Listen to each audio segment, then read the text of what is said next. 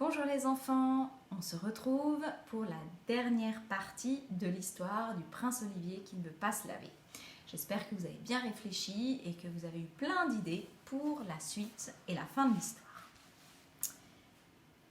Le lendemain matin, le prince Olivier est très étonné de trouver des bols et des cuillères sales dans la salle à manger. Il demande un bol et une cuillère propre.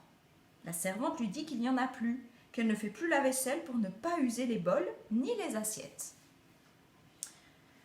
Et puis d'abord, ça ne sert à rien de les laver puisqu'on les ressalit en mangeant dedans. Le prince Olivier trouve que c'est vraiment dégoûtant de déjeuner dans un bol qui n'a pas été lavé.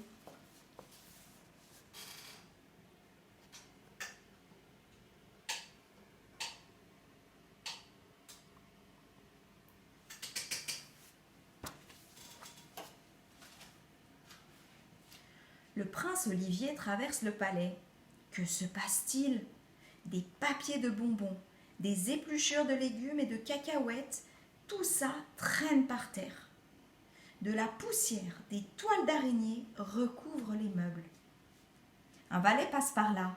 Le prince Olivier lui dit « Il faut faire le ménage !» Mais le valet répond « Prince Olivier, j'ai balayé hier, c'est bien assez. Et les araignées ne vont pas vous manger. »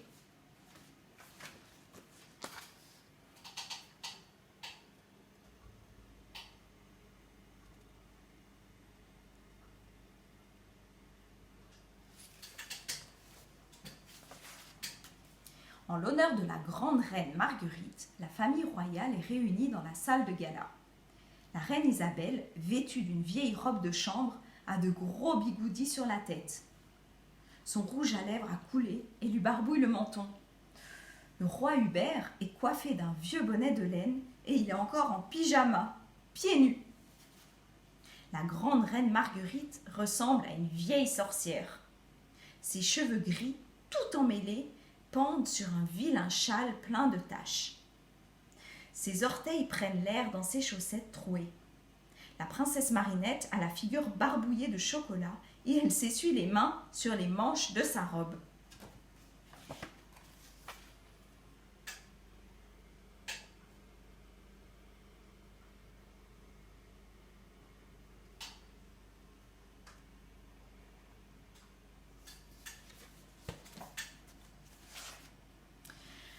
Le prince Olivier croit rêver. Il pense que vraiment tout va de travers au palais. Que sa mère, son père, sa grand-mère et sa sœur sont sales. Ils sont trop moches. Et ça n'a même pas l'air de les gêner. Toute souriante, la grande reine Marguerite lui dit « Prince Olivier, mon petit, nous avons décidé de nous laver seulement une fois par an. C'est bien suffisant. Après tout, vous avez raison. Pourquoi se laver tous les jours puisqu'on se salit tous les jours ? Et nos vieux habits tachés, nos cheveux mal coiffés ne nous empêchent ni de dormir, ni de manger. » Le prince Olivier ne répond pas. Il n'est pas content du tout. Tant que lui seul ne se lavait pas, ne se coiffait pas, portait des vêtements crasseux, il trouvait ça très bien. Mais si tout le monde fait comme lui, ça ne va plus.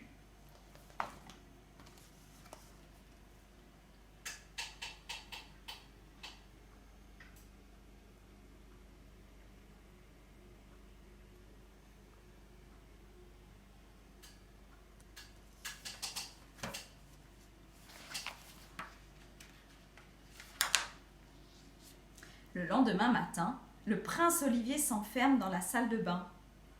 Alors un bruit court dans tout le palais. « Le prince Olivier se lave ! Le prince Olivier se lave !» Tout est redevenu comme avant au palais.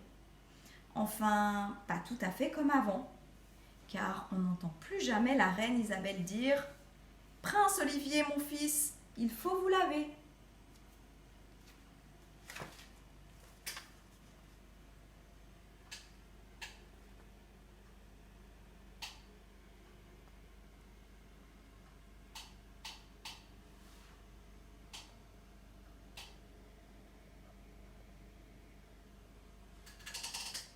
Et voilà les enfants, l'histoire est terminée.